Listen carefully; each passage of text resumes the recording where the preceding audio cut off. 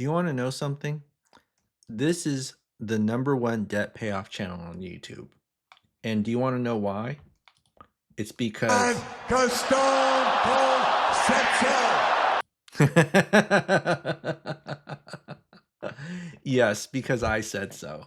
That's literally it. Actually, the reason I think I have the number one debt payoff YouTube channel is simply because I have gone over situations kind of like this, and I'm actually kind of self promoting now where someone actually sent me a real life case study where the person had $5,400 of income, $5,400 expenses, $4.10 left over in savings, and 22 debts.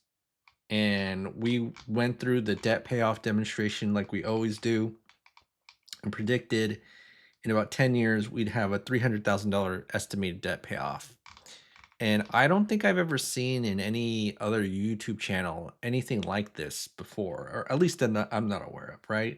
You have a couple of debts, but you don't have 22 debts and $4.10 left over. And we're just going to do it again. That's what we got to do. Demonstrate the concept over and over again. Using a debt payoff strategy that we used to call velocity banking, and apparently we can't use that term anymore. Probably because of two reasons. Number one, the state of Illinois is going after people who use that term in connection with their business because it's like, you're not a bank. You can't use the word velocity banking, right? When they went after the Quack brothers. And number two, apparently another YouTuber said that whatever I presented was not velocity banking. It was just helping people with their finances, and it was pretending to be velocity banking or something like that. So anyways, let's go ahead and get started with the debt payoff demonstration. Really, really easy. Okay, so here is the first step. And by the way, I'm actually using a new mic today. I'm using a Shure MB7. I don't know if you ever heard that mic. It's like a podcast mic. And I actually think it's a little bit too sensitive, but you let me know what y'all think of this mic. I actually have earphones right now. It's kind of distracting hearing my voice with the earphones connected to the mic. But all right, let's go ahead and get started. So the first step of paying off debt with whatever we call it, right?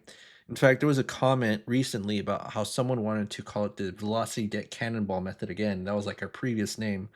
What was our other names? Velocity debt method, debt cannonball. I don't even know. All right, so the first step of whatever we call this is creating a budget. Why a budget? Because it's your debt attack plan. Okay. And so what you do is you list your income, you list your expenses and leftover checking and savings, and then you create an expense breakdown of every single debt that you have. And then you see here that in the very last line item, these are your personal expenses that are not tied to debt. So things that you would have to pay for even if you were debt free. We just like to clump them all into an average, so that's why it's just one line item. But what's important with the debt is that we have to list every single debt as its own line item because it's important for planning how we pay off the debt. Okay. So what we're going to do is we're going to assume two things, which is the same income. Okay. And then the same expenses. And then what we're going to do is we're going to do something really crazy that most people don't feel comfortable with, which is not saving money. In fact, this whole strategy is just, if you deconstruct it, is not saving money 2.0 or remarketed, not saving money, right? So I know it's crazy. How do you pay off debt? You don't save money.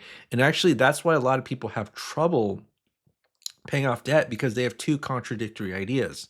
Number one is that they have to save money, and then number two, they should be paying off their debt early. And literally saving money is, if you have debt, is the opposite of not paying debt, right? So when Dave Ramsey gives advice, like, the first baby step is you gotta save $1,000, right? And then like that's literally telling people not to pay off debt.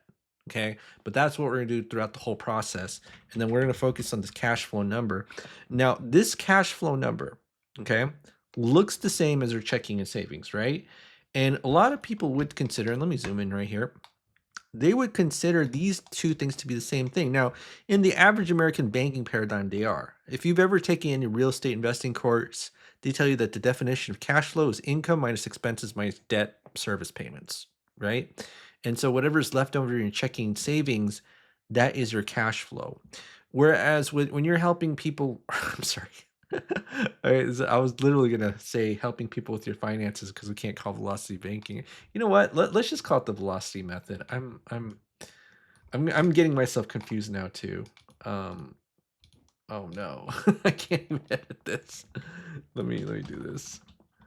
We'll call it the velocity method. How do I get rid of the strike through? Oh my goodness. Okay, there, it's gone. Anyways, so back to what I was saying is that if you're ever taking a real estate investing course, income minus expenses minus debt is service is your cash flow, and whatever's in your checking and savings, that is that cash flow, right? It's the money left over. Whereas with the velocity method, okay, cash flow and savings are not the same. In fact, the major difference, this is just a paradigm shift of how we think about our bank accounts, right? The average American thinks of their bank account as the final destination of your money. Whereas when we're doing the velocity method, the checking account or savings account is just seen as a temporary place to hold money because the final destination will be a line of credit, right? That's basically it. And so that's what we're going to do today. And we're going to assume we have access to something called a line of credit. So if you're not familiar with that, it's basically a financial tool where you could borrow money, pay it back, and then use it over and over again, right? So that's essentially what a line of credit is. Okay.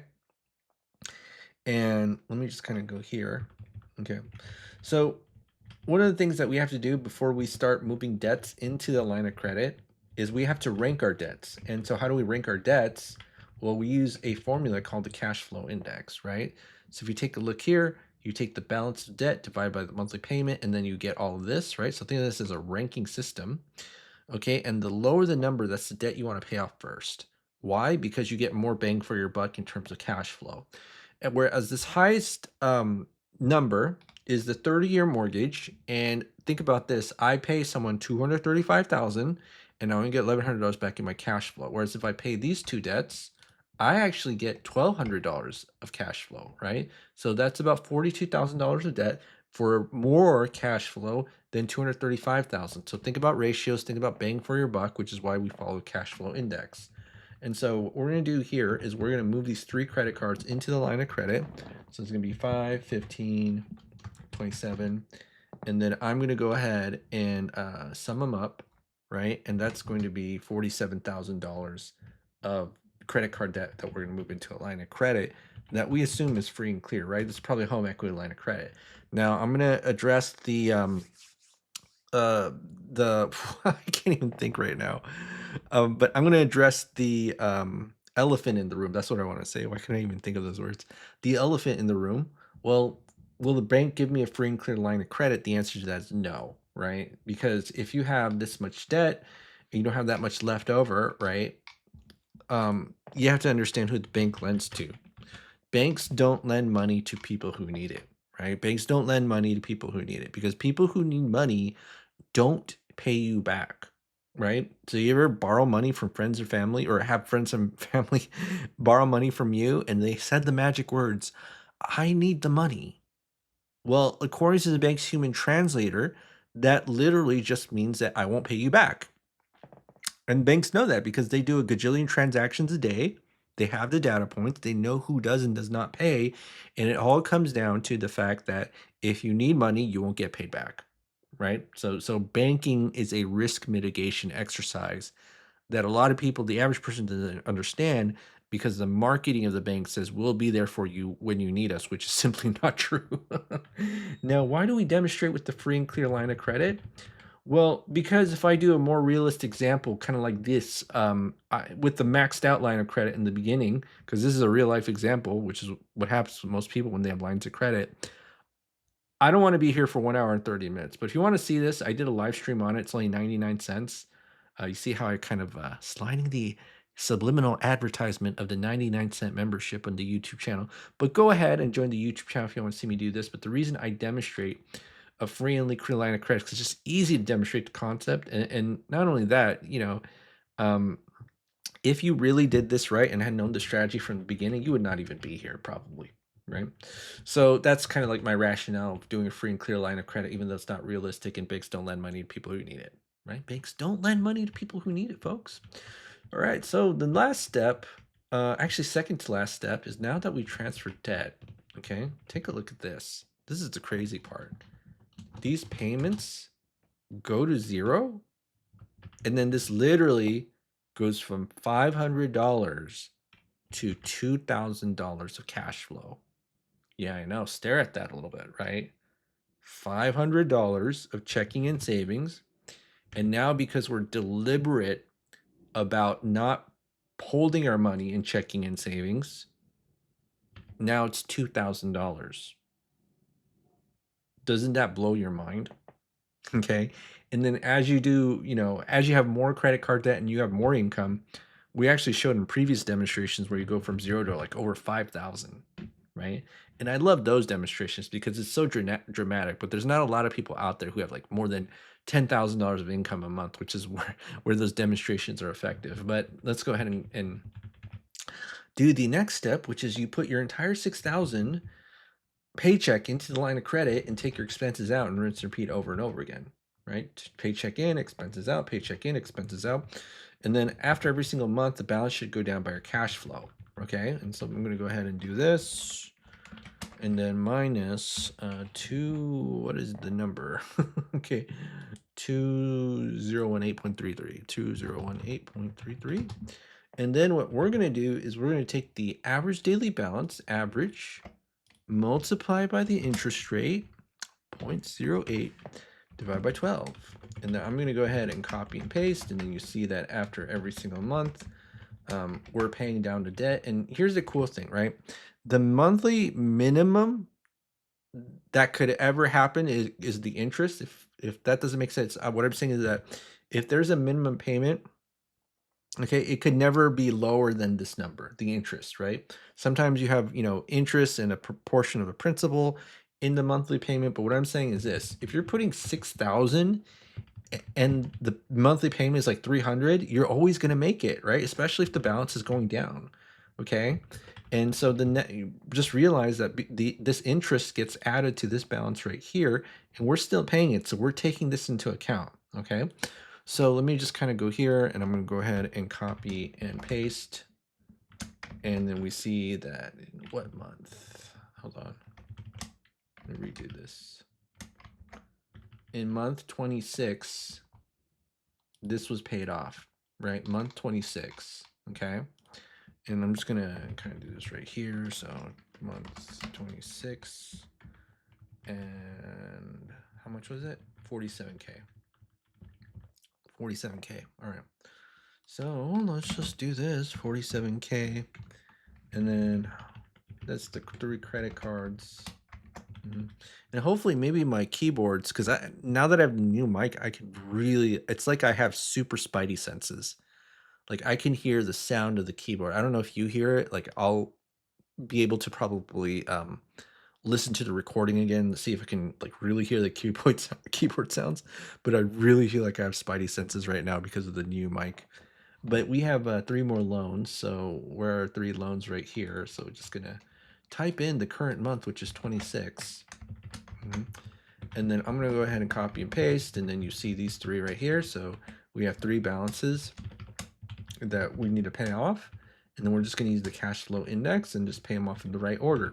So now when it comes to paying off loans, there's different strategies, and most people really want to focus on the high interest rate loan, right? Like 7%. We got to focus on this. Like it's foolish to think about 3% loan. Okay, that's what a lot of people say. Okay, and the reason why people don't understand this cash flow index is because they're not thinking about bang for your buck in terms of how much I have to pay, how much cash flow am I getting, and then can I apply the obtained cash flow to the next debt, right? And so you have to understand that interest rate is not the most important thing as much as time and volume, right? So if you have a 30-year mortgage, even at a low interest rate, we'll say 3%, you're paying at least like 50% interest on the loan, right? So something that a lot of people don't understand. Okay, especially loan amortizations. I've come to the conclusion that most people don't understand loan amortization. And amortization all it means is that the loan will eventually die out with the exact same payment for X amount of term, right? And that's what this is. You know, you get the original balance, interest rate, you have a certain term. What is a payment that gets calculated? So exactly at this term with this interest rate and this original balance, that the loan will go to 0. That's all amortization means, right? So a lot of people overcomplicate it, and you can try creating your own calculator too. I mean, I actually came up with this calculator because I was thinking of like brokering seller finance notes, but then turns out you have to send thousands of mailers, and now like, I don't want to do that. Too lazy. Yeah, rather just upload YouTube videos, generate leads that way. Okay, so now next step is we're gonna pay this off, lowest cash flow index, and I'm gonna go right here and let's do this.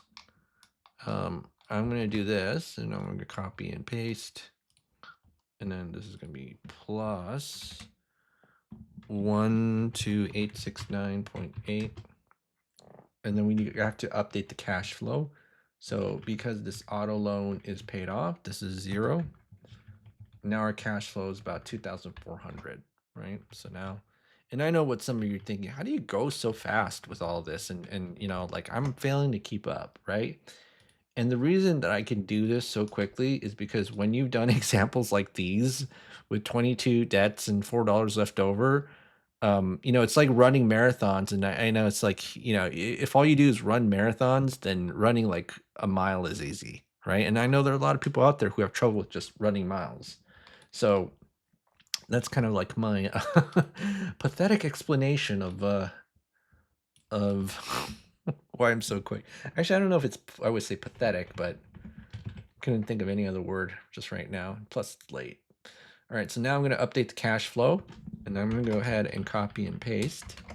And then we see that in 31 months, okay, 31 months, it's pretty much paid off, right? 31 months. And I'm going to go up here, and then we'll just do month 31, 31, 47 plus 22, and then 69K. And then the student loan and the mortgage, and then we just did the same thing over and over again, right? So this is now 0. This is now month 31, 31. And right now we have the student loan here, lowest cash flow index. So let's take care of the student loan. I do have like a general rule of thumb is that if the interest rate and the loan interest rate and the line of credit interest rate are comparable, so in this case it would be 7 to 8, and you have a relatively low cash flow index, let's say under 50, then it's fine to move. Now, I know this is 60, 69, key, 69, ha, ha, ha, ha. No, I'm just kidding. It's a middle school mentality. But my point is this, right?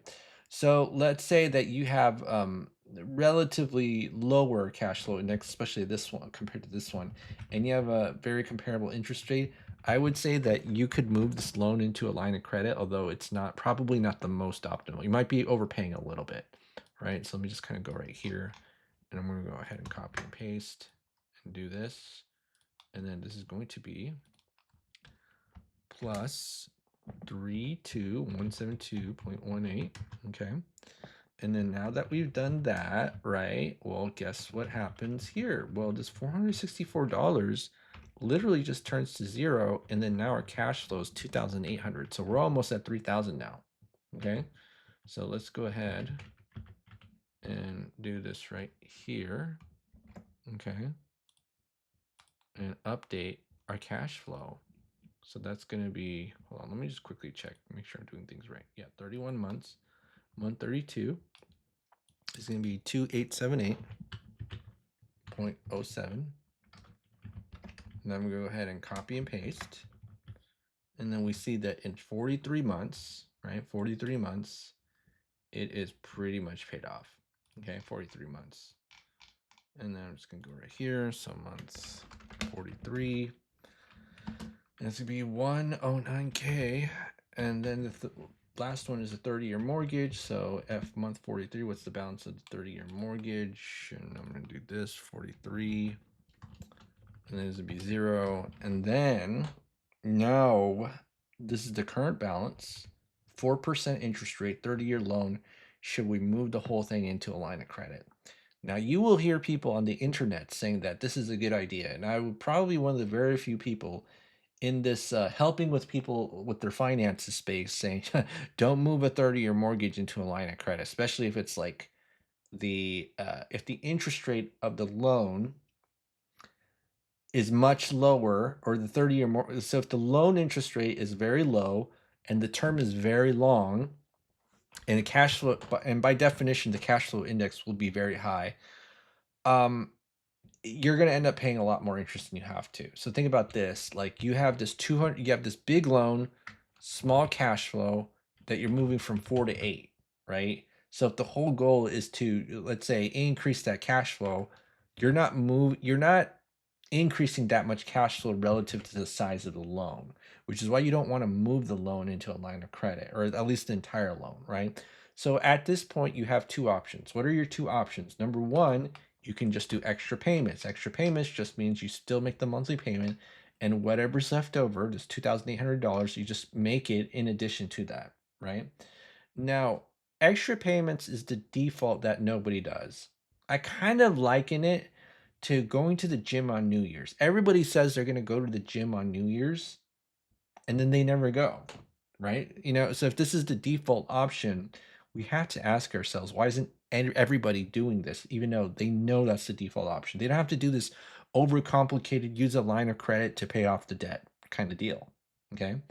And the reason why most people don't do that is because anytime you overpay a loan and credit card, but I'm going to include credit cards into this, you've introduced friction in how you can move the money from to your bank accounts, right? So the difference between overpaying a line of credit, like a personal home equity line of credit, versus a credit card or a loan, okay, is that when you overpay a line of credit, you can freely take that money out.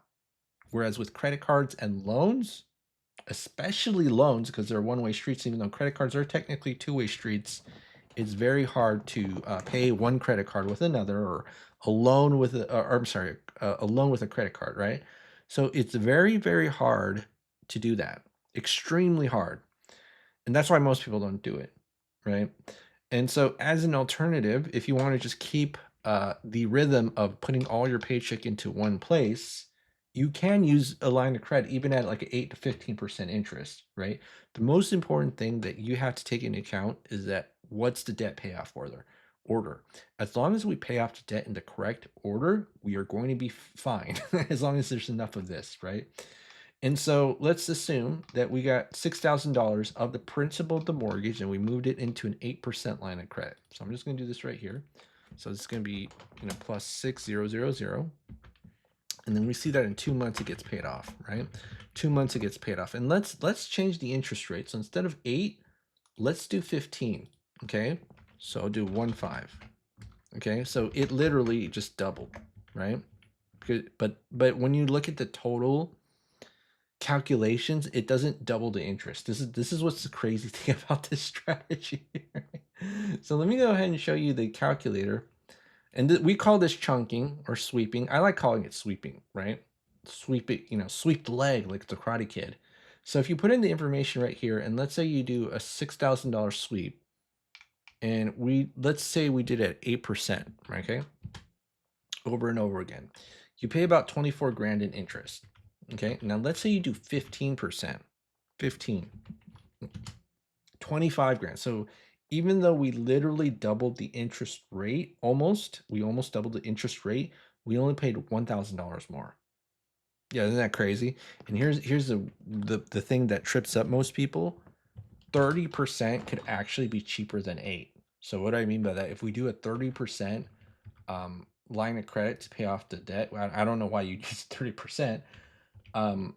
It's actually cheaper than moving the entire loan into the line of credit. See that?